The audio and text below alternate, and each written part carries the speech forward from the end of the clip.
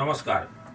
আজকে আমরা আলোচনা করব যে ধর্ষক যারা ধর্ষণ করে তাদের জন্মছকের মধ্যে কী যোগ থাকে, বা যারা ধর্ষিতা হন তাদের জন্মছকের মধ্যে কী যোগ থাকে, বা যারা শারীরিকভাবে নির্যাতিত হয় মেয়েরা তারা জন্মছকে কোন যোগ থাকে।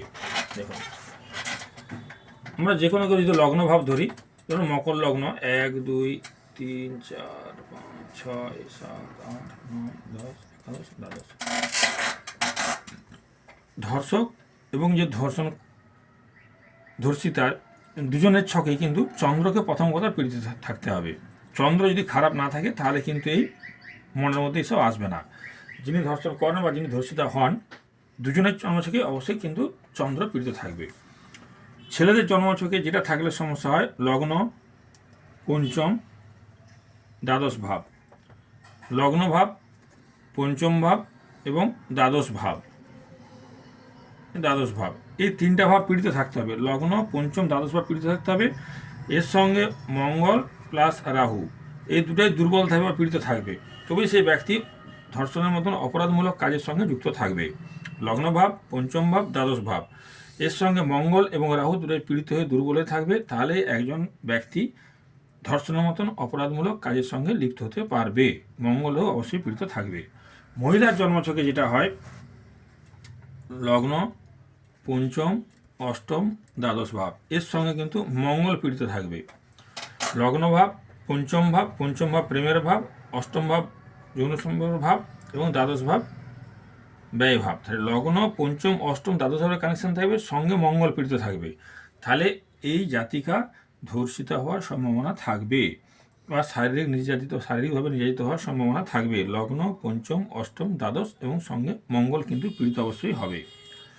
এছাড়া কোনো জাতিকার জন্মছকে যদি পঞ্চম, অষ্টম, দ্বাদশ ভাব এবং এর সঙ্গে তো মঙ্গল থাকলো, সঙ্গে যদি বৃশ্চিক রাশি যুক্ত থাকে, পঞ্চম ভাব, অষ্টম ভাব, দ্বাদশ ভাব তার সঙ্গে মঙ্গল পীড়িত এবং সঙ্গে যদি বৃশ্চিক রাশি যুক্ত থাকে, তাহলে ওই জাতিকা ধর্ষিত হওয়ার সম্ভাবনা থাকে। কারণ বৃশ্চিক রাশি হচ্ছে যৌন সম্পর্কের ভাব, কালপুরুষের জন্মছকের অষ্টম ভাব, কালপুরুষের জন্মছকের অষ্টম ভাব বৃশ্চিক রাশি। এই জন্য বৃশ্চিক রাশি যুক্ত হলে তাহলে একাধিক ব্যক্তির দ্বারা ধর্ষিত হওয়ার সম্ভাবনা থাকে, যদি জন্মছকে 5, 8, 12 কানেকশন মঙ্গল পীড়িত সঙ্গে বৃশ্চিক রাশি যুক্ত থাকে। আবার জন্মছকে যদি দ্বিতীয়, পঞ্চম, একাদশের কানেকশন থাকে, সঙ্গে যদি শনি, মঙ্গল এবং শুক্র যুক্ত থাকে, দ্বিতীয়, পঞ্চম, একাদশের কানেকশান সঙ্গে শনি, মঙ্গল এবং শুক্র পীড়িত থাকে, তাহলে এই মহিলারা এটা বারবণিতার কাজ করতে পারে, বারের সঙ্গে যুক্ত হতে পারে বা বারের কাজের সঙ্গে যুক্ত হতে পারে। আর যখনই পঞ্চম, অষ্টম এবং দ্বাদশ ভাব যুক্ত থাকবে, পীড়িত থাকবে, পঞ্চম, অষ্টম, দ্বাদশ ভাব যুক্ত থাকবে এবং এই অষ্টম ও দ্বাদশ ভাব পীড়িত থাকবে, দুর্বল থাকবে, তখনই তারা কিন্তু অবৈধ কোনো কাজের সঙ্গে অবৈধভাবে কিন্তু তারা অবৈধমূলক কাজের সঙ্গে তারা কিন্তু জড়িত থাকবে।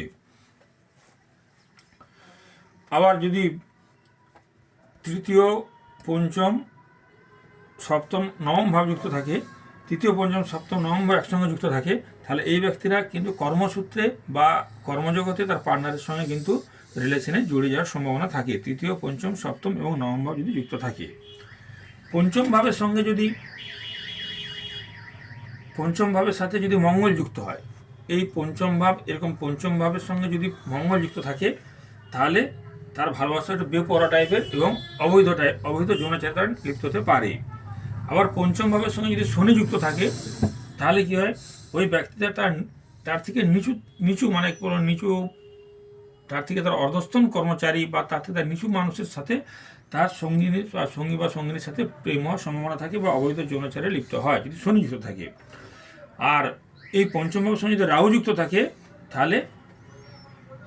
তাহলে এই যৌন সম্পর্ক কিন্তু এটা বলপূর্বক বা অবৈধ হয়ে থাকে অনেক সময়। আর পঞ্চম ভাবের সঙ্গে যদি কেতু যুক্ত থাকে এবং তার সঙ্গে যদি 5, 8, 12 কানেকশান হয় বা 1, 5, 8, 12 কানেকশান হয়, তাহলে এরা কিন্তু প্রতিবন্ধী ব্যক্তির সঙ্গেও ধর্ষণে লিপ্ত হতে পারে। এইভাবে জন্মছকে পঞ্চম ভাব, দ্বাদশ ভাব, মঙ্গল, রাহু, এই গ্রহগুলো যদি পীড়িত থাকে এবং সঙ্গে অষ্টম ভাব কানেক্টেড হয়, তাহলে কিন্তু ধর্ষক বা ধর্ষিতা হওয়ার সম্ভাবনা থাকে। নমস্কার।